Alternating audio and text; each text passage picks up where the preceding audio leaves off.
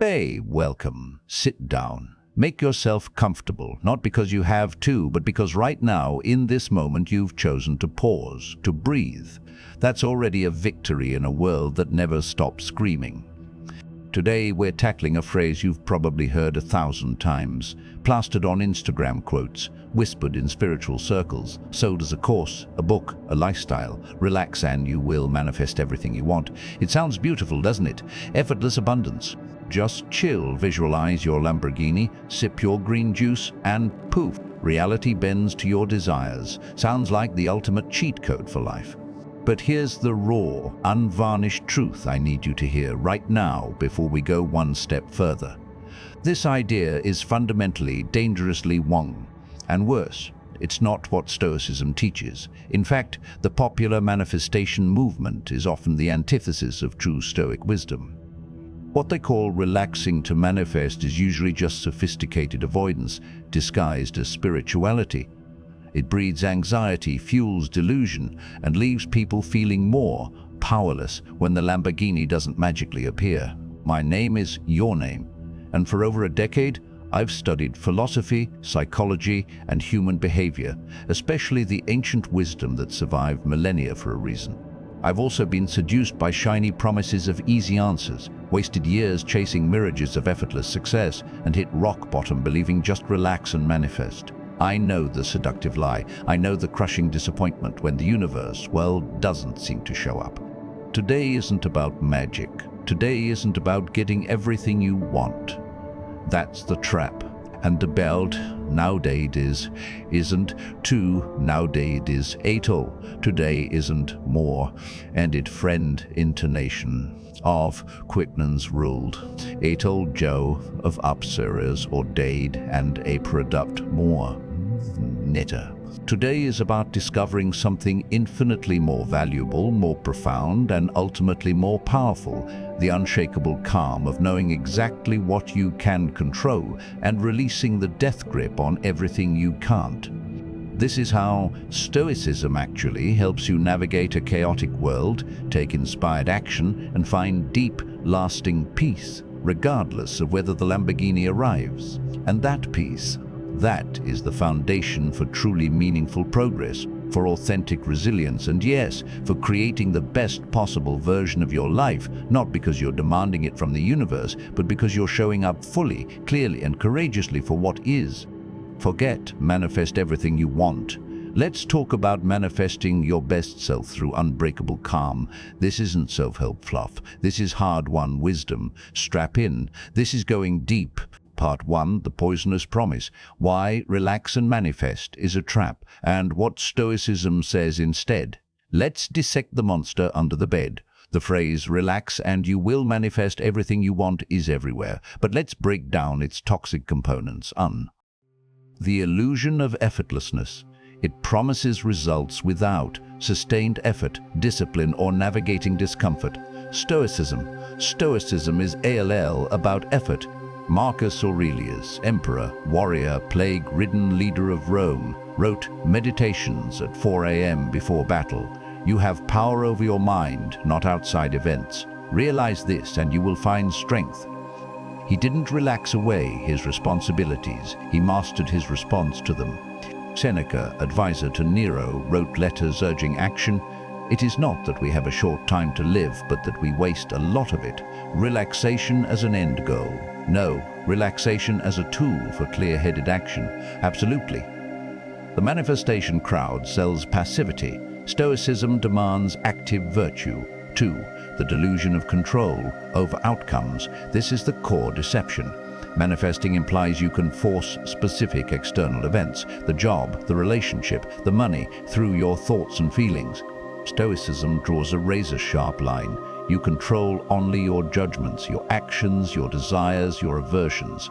Everything else, outcomes, other people's opinions, market crashes, your past, your health, to a large extent, is externals, governed by nature, or logos, or the rational fabric of the universe.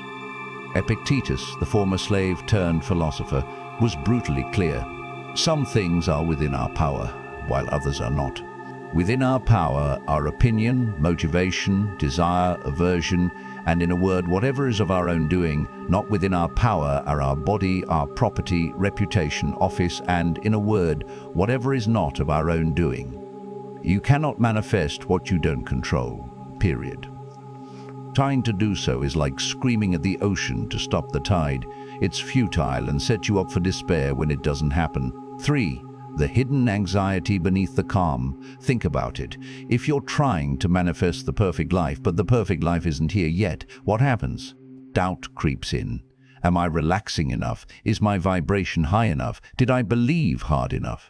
This isn't calm, it's performance anxiety for your own mind. You're now stressed about not being relaxed enough to get what you want. The relaxation becomes another demand, another thing to achieve, another source of tension. True Stoic calm isn't a technique to get something, it's the natural state that arises when you stop fighting reality. It's the absence of unnecessary struggle, not the absence of all effort. 4. The victim-blaming subtext when life doesn't go as manifested. And it often won't because externals are unpredictable. The implication is often, you didn't relax, visualize, believe hard enough. You attracted this. This blames the sufferer for events beyond their control. Illness, tragedy, systemic injustice. Stoicism rejects this utterly. It acknowledges suffering as part of the human condition. Marcus Aurelius lost most of his children. Seneca was forced to commit suicide by a tyrannical empress. Their calm wasn't born of ignoring pain, but of understanding its place within the rational order. They focused on their response, not blaming themselves for the event. Stoicism says, this happened, it's outside my control. How do I respond virtuously? No doubt. Manifestation culture often says, this happened because you messed up your energy. One is empowering, the other is soul-crushing. Here's the Stoic revolution. Stop trying to manifest external outcomes. Start mastering your internal state. That's the only true manifestation worth pursuing. And that mastery is the path to profound peace, clarity, and the ability to act effectively in the world, whatever the outcome. The calm you seek isn't the means to get what you want, it's the direct result of aligning with reality and doing your part. The Lamborghini might come, or it might not. Your peace remains unshaken either way. That's the power. Unbreakable integrity. Part 2. The Stoic core, your inner citadel. It's not about the outside world. Okay, let's get practical. How does this ancient philosophy actually work in your life right now? The heart of Stoicism is the dichotomy of control. This isn't just a slogan, it's the bedrock of everything else. Let me make it visceral for you. Imagine your mind as a fortress, strong walls, high towers, a single heavily guarded gate. What belongs inside this fortress? Only you, your thoughts, your beliefs, your interpretations of events, your judgments about what is good, bad, or indifferent, your choices, your actions. What is outside the fortress walls? Everything else. The weather, what your boss thinks of you, whether you get that promotion, your bank balance, your past mistakes, other people's actions, traffic, death. The relentless noise of the modern world is screaming, "THI important, this matters, this defines you," and we bite. We invest our entire sense of self-worth in the externals outside our control. Stoicism says the only battlefield that matters is the one within your fortress walls. Why is this liberating? Let's take a concrete example. Say you're preparing for a huge presentation, the kind that could make or break your career, or so you think. The manifestation approach, the trap. You visualize success constantly. You must feel confident and excited. If you feel nervous, you tell yourself it's bad vibes blocking your manifestation. You obsess over every detail, trying to force the perfect outcome. When you inevitably feel some anxiety because you're human, panic sets in. I'm manifesting failure. Your focus is entirely on the external result, the promotion, the praise, making you fragile and reactive. The Stoic approach, the liberation, you focus only on what's yours, your preparation, your practice, your clarity of message, your attitude during the presentation. Are you honest? Are you trying your best? Are you respectful of the audience? You accept that the outcome is not yours to command. The client might be in a terrible mood. They might reject your idea for reasons utterly unrelated to you. That's outside your fortress. Your peace comes from knowing I prepared diligently.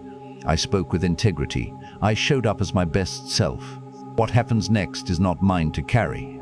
You release the death grip on the outcome. You relax into your effort, not towards a specific prize. This isn't passive resignation. It's focus-ed action. Seneca wrote, "It is not that we have a short time to live, but that we waste a lot of it. Life is long enough, and a sufficiently generous amount has been given to us for the highest achievements if it were all well invested." Stoicism demands you invest your time here, in the only place it matters, your inner citadel and your actions within your control. Worrying about the outcome steals time from that investment. Another example, a close friend cancels plans last minute. Manifestation mindset, they must not value me. Did I do something wrong? My vibe is low. I'm manifesting loneliness. This is a sign I'm unworthy. You spiral, making their action, which is outside your control, the center of your emotional universe. Stoic mindset, they cancelled. That's their action, their reason, outside my control. My judgment about it, is it a catastrophe? Is it a personal attack? No, it's an externals. My response, do I get angry? Do I assume the worst? Or do I check in calmly later? What's virtuous here? Maybe they're stressed. Maybe something urgent came up. I'll give them the benefit of the doubt and reschedule if appropriate. You protect your inner peace by refusing to let an external event dictate your internal state. This dichotomy isn't easy. Our brains are wired to see threats and seek rewards in the external world. Evolution didn't care if we pondered the nature of control. It cared if we ran from the tiger or grabbed the berry. Modern life hijacks that same wiring. We're addicted to checking emails, chasing likes, obsessing over outcomes. Stoicism is mental weightlifting for the dichotomy. It's training your attention to constantly ask, is this within my control? Reach now. How do you practice this? It's simple but not always easy. 1. The daily check-in. Do this now. Pause. Take one deep breath. Ask, what's happening in the world right now that is not within my control? Name 1 or 2 things. The traffic jam, not mine. My colleague's bad mood, not mine. The election results, not mine. Feel the subtle shift. The weight lifting slightly off your shoulders. This is the foundation of the calm you seek. It's not about thinking positive. It's about stopping the unnecessary mental struggle against what is. 2. Reframe the problem. When stress hits, don't ask, why is this happening to me? Ask, what part of this is actually within my control? Reach now. Stuck in traffic. You can't control the traffic, but you can control whether you screen, listen to a podcast, practice deep breathing, or call your mum. Lost your job. You can't control the layoff, but you can control updating your resume today, reaching out to one contact, or taking a walk to clear your head. Focus only on the can-do part. This is where true agency lives. Embrace the indifference properly. Stoics classify things as good, bad, or indifferent. Indifferents are things like wealth, health, reputation, pleasure. They have no inherent moral value. Having them is fine, not having them is fine. How you pursue or react to them matters. 2AE to the relaxation myth.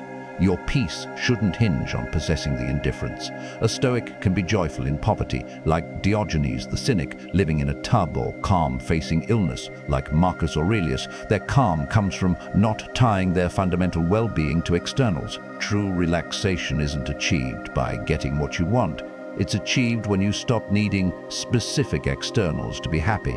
It's the calm of sufficiency. This is the radical shift. The manifestation crowd says, change your vibration to get the externals.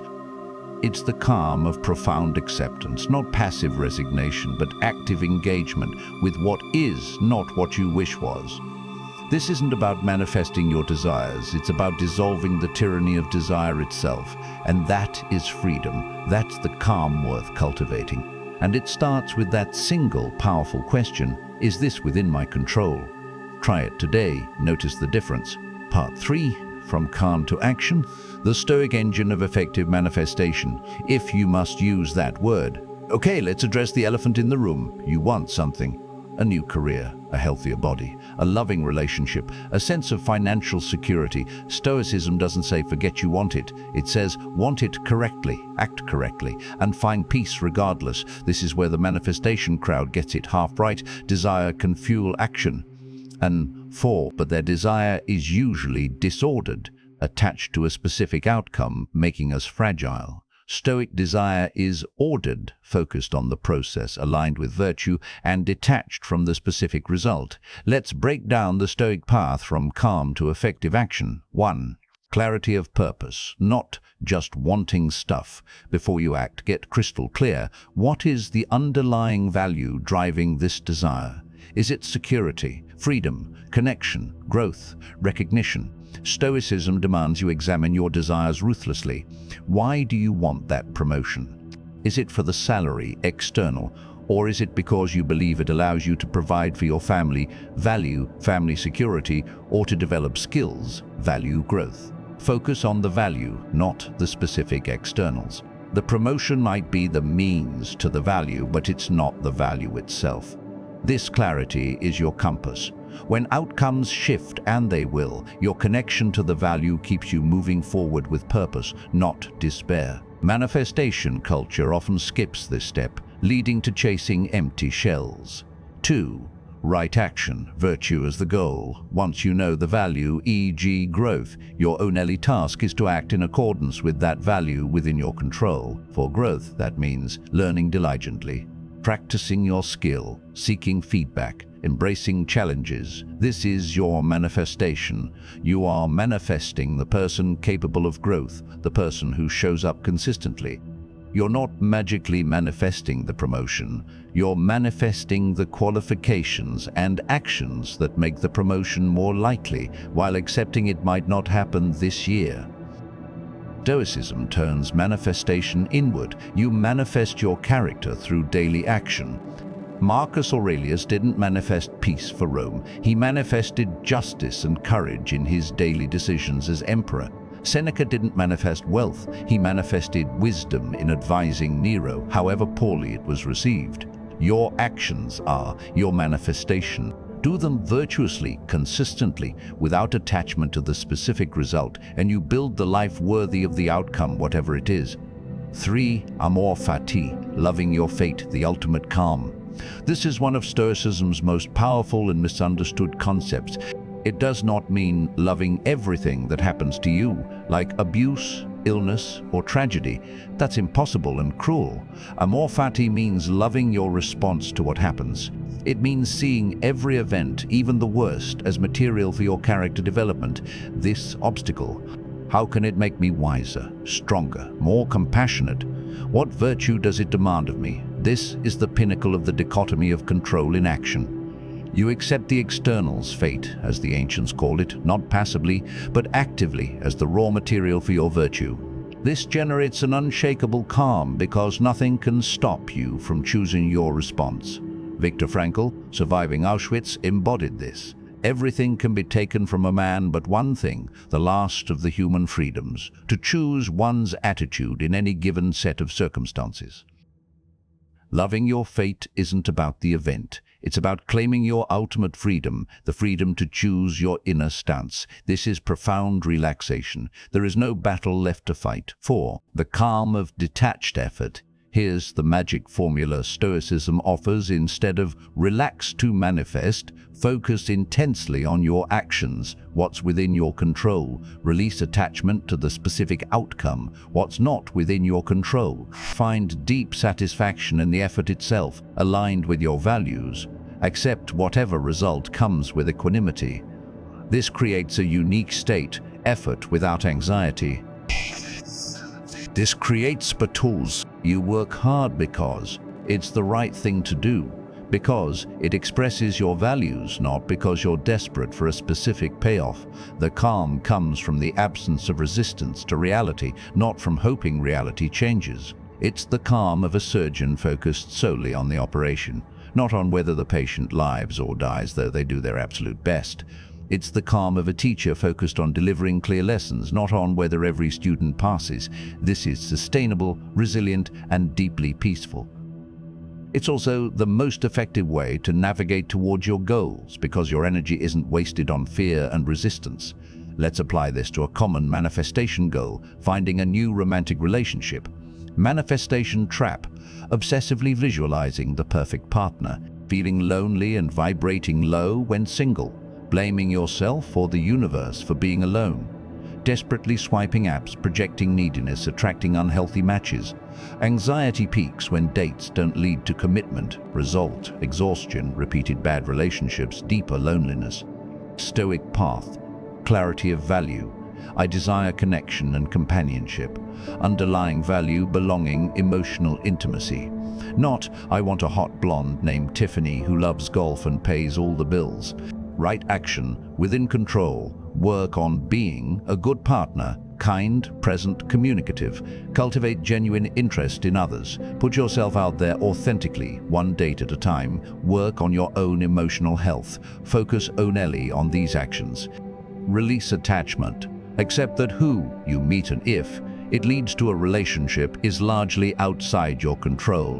One person might not be interested. Timing might be off. This isn't failure, it's externals. State how nigh to repeat detached effort. Go on dates to practice connection, to learn about people, to enjoy the moment, not manifest a husband. If it works, great. If not, you gained experience and moved on calmly. The calm comes from showing up as your authentic self, doing your social best without needing this specific outcome to validate you. Your peace isn't hostage to finding the one right now. Amor fati, this singlehood. It's giving me time to grow myself. This awkward date. It's teaching me about communication. Whatever happens, it's shaping the person I need to be for a healthy relationship. But it guarantees you'll find healthier relationships, build genuine self-worth, and avoid the emotional roller coaster of desperation. And crucially, it guarantees you won't lose your peace if it doesn't happen yet. That's the power of Stoic manifestation. The critical difference: manifestation culture ties your peace to the external event. Stoicism anchors your peace in your internal action. One is a house built on sand, the other is a fortress on bedrock. When you focus solely on acting virtuously according to your values, you are, in the deepest sense, manifesting the person capable of handling any outcome: success, failure, joy, sorrow, with grace and resilience. That is the ultimate life skill. That is the calm that endures. And it starts with that simple shift: stop trying to control the destination. Master the steps you take right now with integrity. The path is the point, and walking it with calm, focused effort is the manifestation. Part 4, practical Stoic exercises for unshakable calm. No visualization required. Enough theory. You want tools, you want to feel this calm. Stoicism isn't just philosophy, it's a practice, a daily workout for the mind. Forget expensive courses or crystal grids. These are free, ancient, and brutally effective. Pick on to start today. Consistency beats complexity. Exercise 1. The morning meditation on control, 5 minutes. When? Right after waking, before checking your phone. How? 1. Sit comfortably. Take 3 slow, deep breaths. 2. Ask, what aspects of today are completely outside my control? List them mentally: the weather, traffic, what my boss says, strangers' opinions, past events, future uncertainties. Feel the release. 3. Ask, what is within my control today? List them: my judgments about events, my effort at work, my kindness to others, my response to setbacks, my focus. Feel the empowerment. 4. Set an intention. Today, I will focus only on what is mine.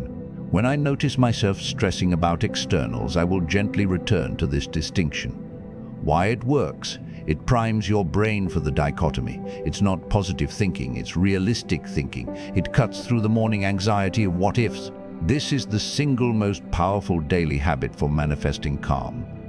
Do it for a week. Notice the difference in your baseline stress. Exercise 2, the evening review, journaling 10 minutes. When? Before bed. How? Grab paper or open a notes app. Answer these. Where did I confuse what was within my control with what was outside it today? G. All got angry when my co-worker criticized me. Their action was outside my control. My reaction was mine. Where did I act virtuously according to my values, even when it was hard? G. Took a deep breath instead of snapping at my kid, focused on patience. Where did I let an external event disturb my inner peace? How could I have applied the dichotomy? What is only small action aligned with my values I will take tomorrow? Why it works, journaling makes the invisible visible. It builds self-awareness, the foundation of change. It reinforces the dichotomy through reflection. It shifts focus from outcomes to effort. This turns your day into a learning experience, not just a series of events. Marcus Aurelius wrote Meditations essentially as his evening review. Exercise 3, the obstacle as opportunity, instant reframe. Whenever frustration, anger, or anxiety hits, stuck in traffic, rude comment, mistake. How? 1. Pause. Take one deliberate breath. 2. Identify, is this within my control right now? Almost always no. 3. Reframe, this is not an obstacle to my plans. This is the situation I am facing. How can this challenge serve my growth? What virtue does it demand of me? E.g. stuck in traffic. This demands patience, an opportunity to practice calm. To listen to that podcast I've been ignoring. Criticized unfairly. This demands courage to not retaliate and wisdom to discern if there's truth, an opportunity to practice equanimity. 4. Act, respond based on your reframed perspective. Why it works, it short-circuits the automatic stress response. It transforms adversity from a threat into neutral or even positive material. This is the core of amor fati in action. It builds resilience muscle by making you seek the lesson in the difficulty. Exercise 4, the view from above, cosmic perspective, 2 minutes, when, during a stressful moment, or as a regular practice. How?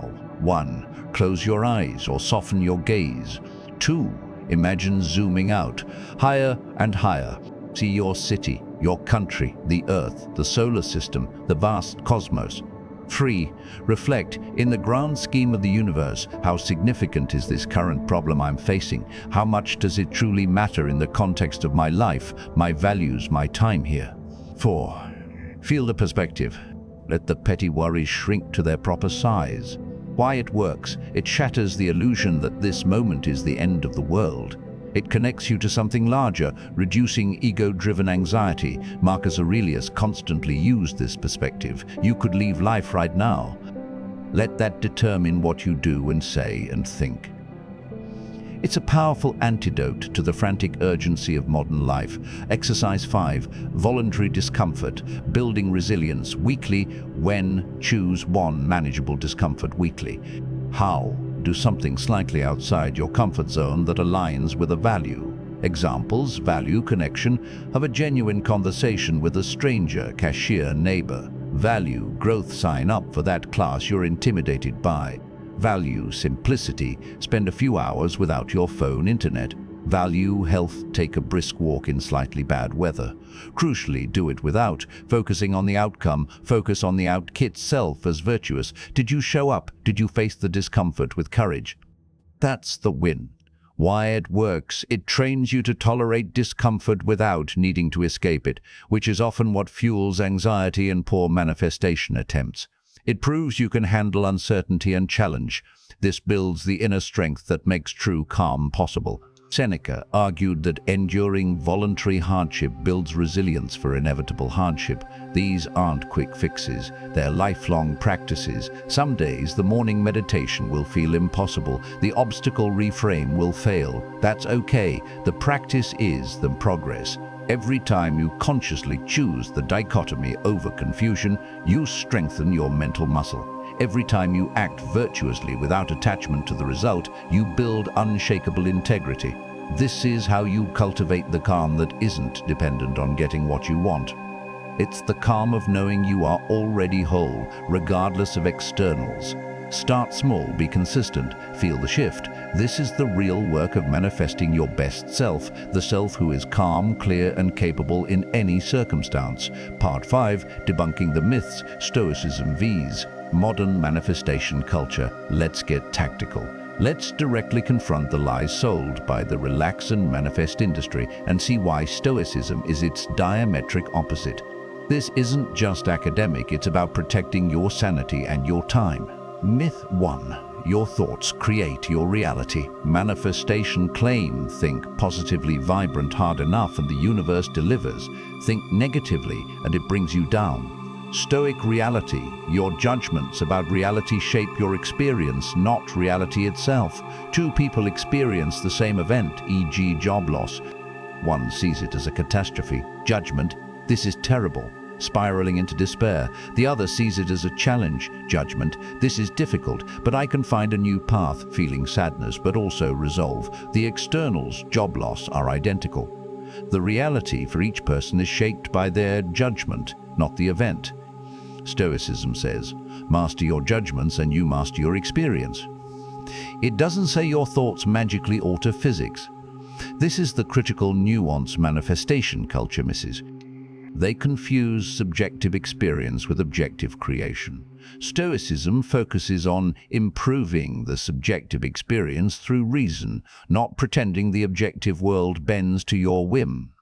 Myth 2. You must feel relaxed and excited to manifest. Manifestation claim: negative emotions, fear, anxiety, sadness, block your signal to the universe. You must suppress them and only feel good vibes.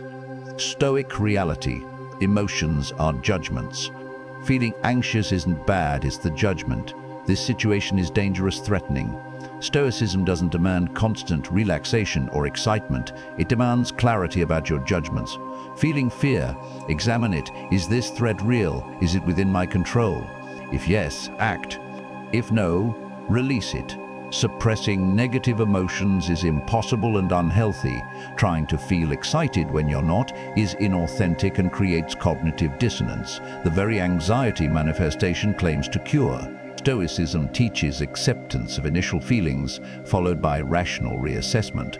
The calm comes from understanding the emotion, not faking a different one. Marcus Aurelius felt the weight of empire and plague. His calm came from duty, not denial. Myth 3. The universe provides abundantly for those who believe. Manifestation claim: lack is an illusion created by your mindset. Believe in abundance and it flows to you. Stoic reality: lack and abundance are largely indifference. A Stoic finds contentment within their means, not because of them. Diogenes, living in a barrel, declared himself richer than Alexander the Great because he needed nothing Alexander could give. Conversely, immense wealth brings no Stoic peace if it corrupts virtue. Stoicism focuses on using what you have virtuously, not on magically acquiring more. Seneca, though wealthy, lived simply and focused on philosophy. It is not the man who has too little, but the man who craves more, that is poor. The universe isn't a cosmic ATM, it's a rational system. Your focus should be on navigating it wisely, not on demanding miracles. This isn't pessimism, it's profound realism and freedom from craving. Myth 4. Manifestation is science, quantum physics.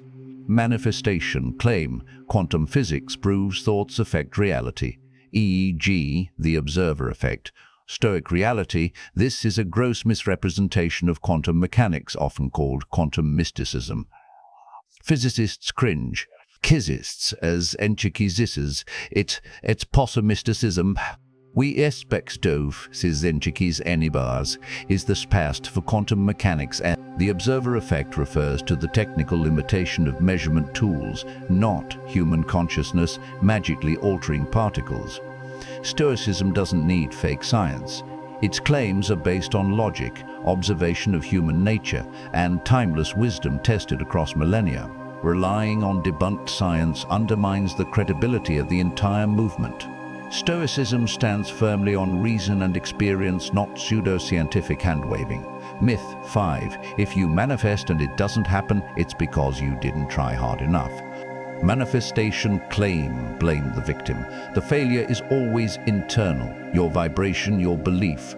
Stoic reality: this is cruel and illogical. Many factors outside your control determine outcomes: luck, timing, other people's actions, systemic forces, sheer randomness. Stoicism accepts this without blame. Failure to achieve an external goal is simply an externals. The only failure is in virtuous action within your control. Did you prepare well? Did you act with integrity? Did you learn? Stoicism separates the outcome from the effort. You can fail externally while succeeding utterly in character. This is empowering, not shaming. It frees you from the terror of not manifesting hard enough. The core conflict, manifestation culture, is other-focused. It's about getting something from the universe. Stoicism is radically self-focused in the best way. It's about mastering yourself in relation to the world. One seeks external validation and change. The other seeks internal freedom and alignment. One makes your peace dependent on the world changing. The other makes your peace independent of the world changing. You cannot reconcile these. The relax and manifest crowd sells a fantasy of effortless gain. Stoicism offers the harder, deeper, and ultimately more rewarding path of effortless acceptance, leading to powerful, calm action. It's not about getting everything you want. It's about wanting everything to be as it is, so you can engage with it fully and effectively. Choose which path serves your long-term peace. Choose wisely. Part 6. The deepest calm, finding peace in the present moment, the heart of Stoic manifestation. We've talked about control, action, and reframing obstacles, but the deepest layer of Stoic calm, the kind that feels like the ultimate manifestation, is radical presence, total immersion in the now. This isn't mindfulness sold as a productivity hack. This is the core of Stoic ataraxia, freedom from disturbance, and apatheia, freedom from destructive passions. Why is the present moment so powerful? 1. The past is gone. Regret, nostalgia, shame, all stories we tell ourselves. Stoicism. The past is dead, gone, beyond recall. What matters is how you judge it now, due in whether that judgment serves you. Marcus Aurelius, confine yourself to the present. 2. The future is imaginary. Anxiety, worry, fantasy, all projections onto a void. Stoicism, the future is uncertain, unknown, not yet existent. All you possess is this fleeting moment. Act virtuously here. Seneca. We suffer more often in imagination than in reality. 3. The present is all there is. Reality only exists in the now. Stoicism, this breath, this step, this interaction, this is where life happens. This is where your virtue is tested and expressed. How does this manifest calm? Dissolves anxiety. Anxiety is always about the future. When you anchor firmly in the present, anxiety loses its grip. You deal with what is, not what might be. Ends regret. Regret is always about the past. Present moment focus means every moment is a fresh start. You learn from the past without being chained to it. Releases judgment of externals. When you're fully present with what is, you stop constantly labeling things as good or bad in a way that disturbs you. You see the traffic, the setback, the joy, and experience it as it is, without the overlay of "this shouldn't be happening." This is the calm of non-resistance. Amplifies joy. Joy isn't found in future fantasies or past memories. It's found in fully experiencing the present, the taste of coffee, the warmth of sun, the focus of work, the laughter of a friend. Presence turns ordinary moments into sources of deep contentment. How to cultivate radical presence beyond basic mindfulness. 1. The sensory anchor, instant calm. When your mind races to past, future as top, engage your senses deliberately. 5, 4, 3, 2, 1 technique. Name 5 things you see. 4 things you can touch. Your clothes, chair, air on skin. 3 things you hear. 2 things you smell. 1 thing you taste. This forces your brain into the present. Do this anytime, anywhere. Instantly resets anxiety. Focus on breath, not controlling it, just feeling the physical sensation of air entering and leaving your nostrils or your belly rising, falling. When your mind wanders, it will gently return. This is your anchor point. 2. Single tasking as virtue. Modern life glorifies multitasking. Stoicism sees it as fragmentation. Pick only task. Give it your full presence. Wash dishes only washing dishes. Walk only walking. Talk only listening. This trains your mind to stay in the now. Notice the water temperature, the sound of footsteps, the nuances of the conversation. This is active meditation. 3. That this too shall pass his lens. For intense moments when overwhelmed by emotion, rage, panic, euphoria, whisper silently, this feeling, this situation is temporary. It arose. It will subside. I am not my feeling. I am the awareness observing it. This creates space between stimulus and response, preventing impulsive actions driven by transient states. Seneca, fate leads the willing and drags along the reluctant. But how you move within the current is your choice, moment by moment. 4. Embrace the ordinary as sacred. Stoicism finds profundity in the mundane. See the miracle in routine, the complexity of your body breathing, the beauty of a tree outside your window, the connection with a stranger sharing an elevator. Approach each moment with beginner's mind, as if you've never seen sunlight before. This dissolves boredom and cultivates awe, a powerful present moment anchor. 5. The evening pause, deepening presence. Before sleep, reflect. Where was I truly present today? When was I lost in thought? Can I recall one moment of pure awareness, free from past future worry? Celebrate the moments of presence, learn from the absences without judgment. This reinforces the habit. This is the ultimate manifestation technique, manifesting the ability to be fully here right now in this life, with everything it contains. Not a future state of bliss, but the profound peace of being alive, awake, and engaged regardless of circumstances. This calm isn't passive, it's the vibrant hum of total aliveness. When you are present, you are more effective, you see opportunities, solve problems, connect deeply. Less reactive, you respond wisely, not impulsively. More content, you find joy in simple existence. Truly free, you are no longer a prisoner of memory or anticipation. Marcus Aurelius, writing amidst plague and war, found moments of profound presence. When you wake up, remember, today, this very day, people will be selfish and ungrateful. But I, because I understand the nature of such people, will not be angry or hateful. I will remember that no one does wrong willingly. He anchored himself in the present reality of human nature, not in fantasies of peace. This is the calm that transforms your life from the inside out. It's not about changing the world. It's about changing your experience of the world moment by moment. And that change is the manifestation. It manifests as unshakable peace, clear action, and a life lived fully, right here, right now. Part 7. The long game. Stoicism as your lifelong companion, not a quick fix. We've covered the philosophy, the dichotomy, the actions, the presence. But let's talk about the journey. Stoicism isn't a tool for a quick manifestation win. It's a lifelong practice of becoming a better human being. It's not about getting what you want, it's about becoming who you should be. Rational, just, courageous, temperate. This is the only kind of manifestation that lasts. Why it's a long game, and why that's good. Deep change takes time. Rewiring decades of thought patterns, emotional reactions, and societal conditioning doesn't happen overnight. Be patient. Celebrate small shifts in awareness, not sudden enlightenment. Setbacks are data, not failure. You will get hijacked by anger, anxiety, or craving. This isn't failure, it's the raw material for practice. The key is the speed of your return to the dichotomy. Each time you catch yourself and refocus, you strengthen your mental muscle. Progress isn't linear, it's spiral. It evolves with you. Stoicism isn't rigid dogma. It's a framework adaptable to any era. Read Seneca on anger, Marcus on death, Epictetus on discipline, then apply it to your challenges: toxic social media, political polarization, climate anxiety. The core principles remain, the applications shift. It builds authentic resilience. Unlike manifestation's fragile dependence on external outcomes, Stoic calm is forged through adversity. The more you practice with difficulty, the stronger your inner citadel becomes.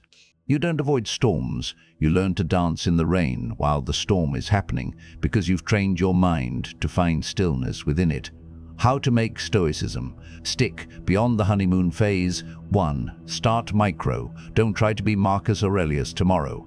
Tick on exercise, like the morning meditation, and commit to it for 21 days. Master that before adding more. Consistency with a tiny habit beats sporadic grand efforts. 2.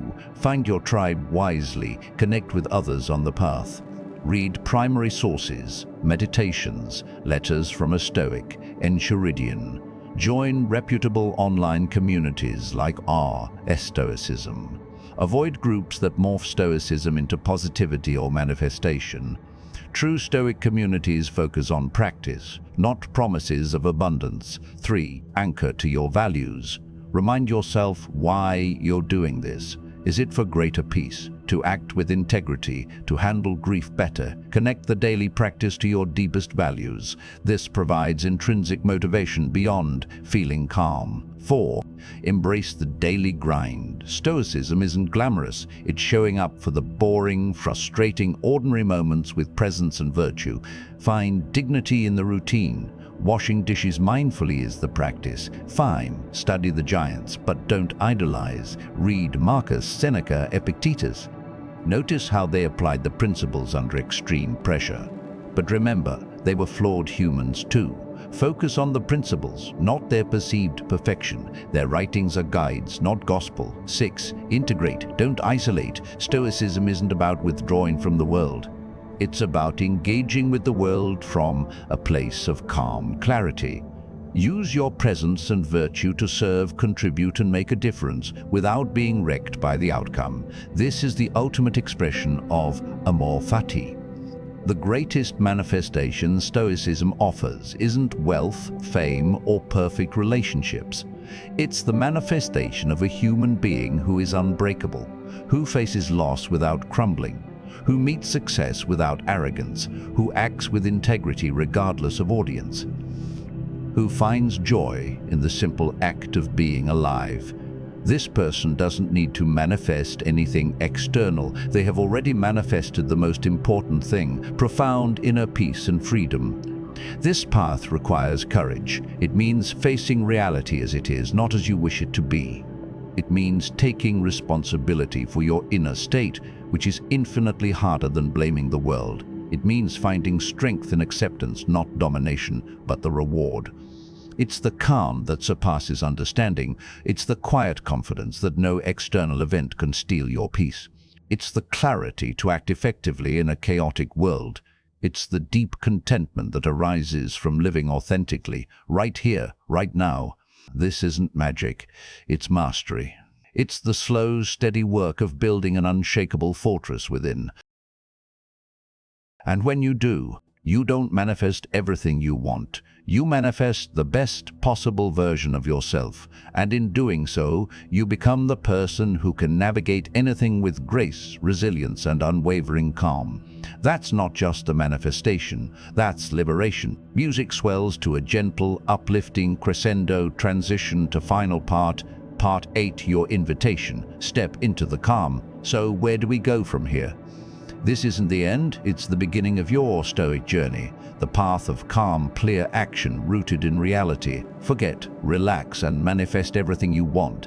Embrace the harder, deeper, infinitely more rewarding path. Relax into reality and manifest your unshakable self. This is my invitation to you. 1. Choose on a thing, not the whole philosophy, just one thing. The morning meditation, the evening review, the 5, 4, 3, 2, 1 anchor. Do it for 21 days. No exceptions, feel the shift. 2. When the manifestation urge hits, and it will, pauses, ask, is this within my control? Reframe, what is my virtuous action right now? This single question is your lifeline. 3. Read one page of Marcus Aurelius. Let his words sink in. You have power over your mind, not outside events. Realize this, and you will find strength. Let it resonate. 4. Share this with one person who seems stressed, chasing mirages, blaming themselves for things outside their control.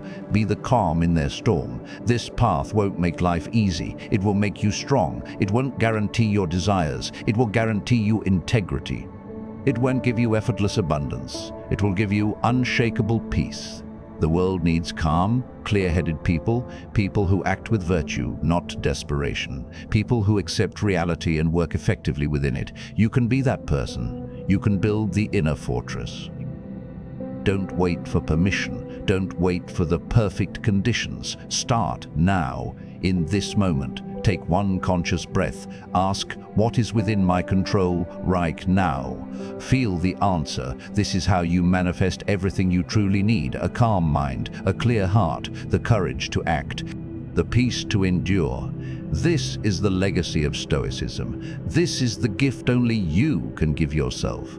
You are not here to manifest the universe's attention. You are here to manifest your own character. Do it well, do it calmly, do it now. Thank you for watching. Now go build your fortress. I'll see you next time on the path to unshakable calm.